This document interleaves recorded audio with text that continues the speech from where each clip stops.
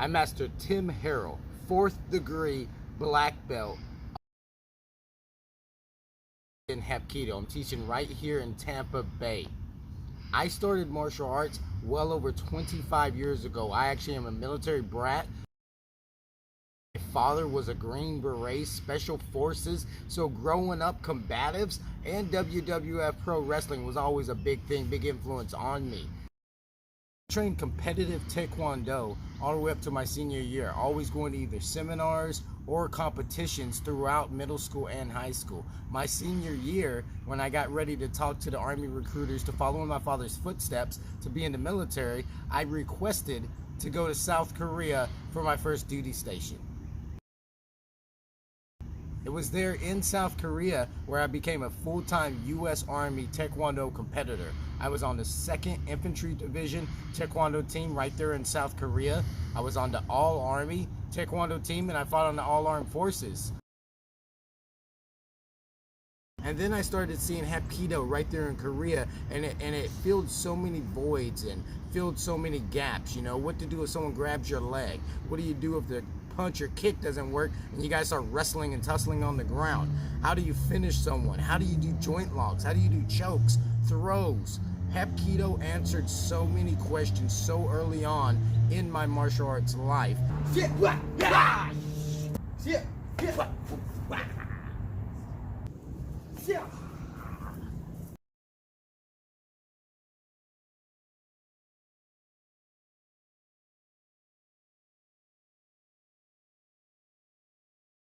While in the military, I trained in U.S. Army combatives, Brazilian or Gracie Jiu-Jitsu, and Hapkido.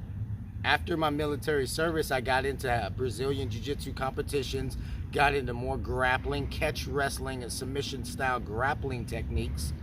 And that's where I saw Hapkido come to a full circle for me. Hapkido not only answered the questions in my childhood Taekwondo training, my military and executive protection training, but now in my MMA and grappling and striking training. Hapkido fills so many gaps, it bridges so many voids. I think everyone should add a little bit of Hapkido to their curriculum.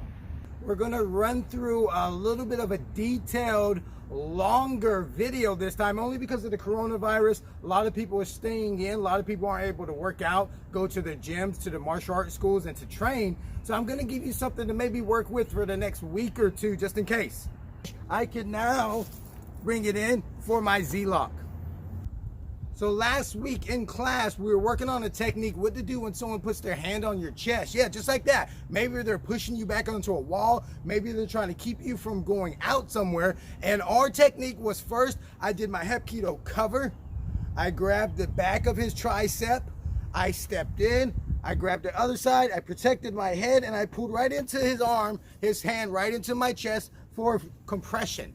This time, we're gonna do what happens if someone comes right up and grabs the top of my head. Yeah, he's holding my hair. He can shake me around. He can punch me in the face. He can pull me down to knees. He can do a lot of bad stuff, and I'm not necessarily able to do the same technique. If I cover, bring down, close, when I get ready to compress, he just pulls up on my hair higher. It doesn't work. I can't do the same technique. I can't use force on force where I try to just pull off because he's holding my hair and it's gonna pull me. I'm gonna have to do what we like to call in Hapkido a Z-lock. When he puts his hand up on me, yeah, and he's stiff arming, as you can see, Aiden is actually taller than me. I'm gonna have to break him down. So the first thing I'm going to do after I get my cover is I bring my outside arm to hit on his elbow. Now I've broken him down. I'm able to work from here. I'm gonna hold and I'm gonna bring my elbows in nice and tight, so if he's trying to pull me into some punches, once those punches either slow down dramatically or even stop because he's realizing he's hurting his own hand, punching my elbow and punching my guard, I'm gonna bring my outside hand under. I'm gonna open up so the webbing between my index finger and my thumb grab, it lifts his elbow back up. Now I'm going to come down in a downward spiral like a tornado through his hole. Spiral. Ha!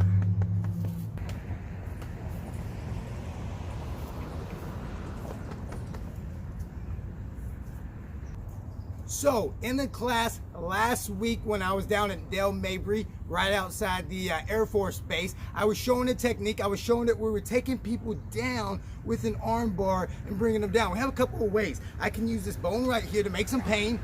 I can actually use my elbow to bring them down. I could step forward and use more momentum to bring them down. Last week, we were actually showing the ringing system, like I'm ringing a tower out. I'm holding his hand, holding his fingers up in a fistful of finger. My other hand has tiger clawed on, as you would call it, tiger claw, onto his tricep, and I'm ringing his tricep back while I'm pushing his hand forward. I actually posted that on one of my Gunjin Tahoe Jitsu group pages, a Jiu-Jitsu restraining techniques group with several other masters, and I was shown something. I was actually shown that instead of having to do both of those, I can just turn his fistful of fingers that I have towards him, almost like I'm doing a knife chop right to him. So I can push down like I like to do in Hapkido and then turn to him. I want to talk about how we can use that same type of twisting crank that I learned from a Hapkido Jiu-Jitsu Grandmaster just last week, and I've been playing with it. But let's work on that for the Z-lock that we're doing from the head. Now, with the Z-lock, I'm reaching over, I'm bringing his hand up, maybe I'm helping him bend so he's making a Z. You see a lot of people in Hapkido and in Jiu-Jitsu, they bring it up here. That way I can weigh this down and make my Z. But here's another concept that I've learned in Shinmu Hapkido, a very detailed concept that's changed the game for me. I bring this up to him. Let's talk about how we can do this very closely. What I'm gonna do from here, when he's up, we're getting ready for the grapple. I'm gonna put my elbow up. I'm gonna go ahead and reach over. I'm gonna snag his far side lapel. And as I'm turning this up to make my crank, I'm going to pull him into me. So from here, I reach over, I grab, I pull in. Now his Z-lock is up against his own chest. I've pulled him in, and I can just turn.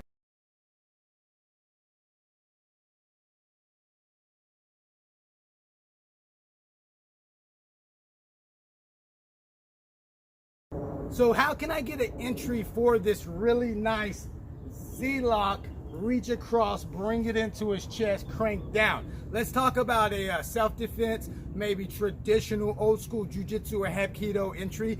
And then let's talk about a more no-gi or sport Brazilian Jiu-Jitsu. Sport Brazilian Jiu-Jitsu first. We're in a fighting position. Yeah, I'm pushing, I'm grabbing, I'm shooting around and stuff. I want to get this grip with my cross side, but I don't want to give away too much. So I'm going to grab his lapel. I'm going to pull it to here. Now I have it. My Z-lock's coming over. As it comes over, I grab. My elbow has gone past his elbow. I grab, I bend, and bring him to me.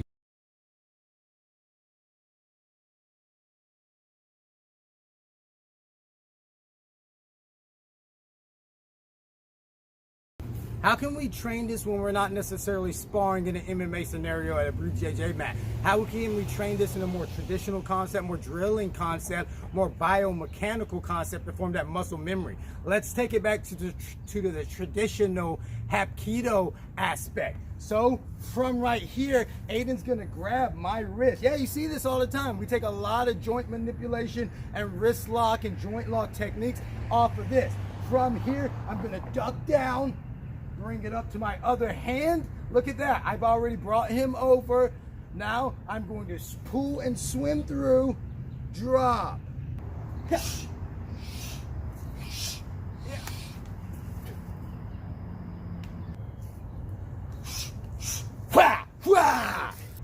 Come through, I punch through. If I hit him, that's fine. I punch through. I have my Z-lock right there. I just have to drop.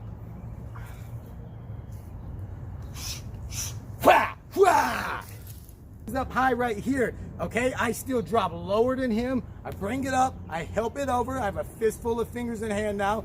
My hand punches through. I moosh the face out. That's what I like to do. Now, as I'm cranking up, I'm coming down.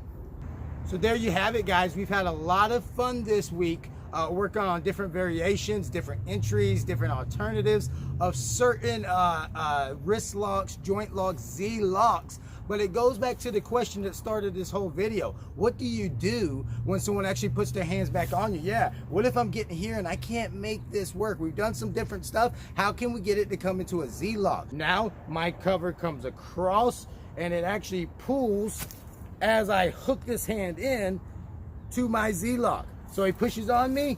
I can cover, grab in, come in for my lock, or push. I can now bring it in for my Z lock. Thanks, guys. Stay safe, stay inside if you can, and study more. Train hard. Have a great weekend.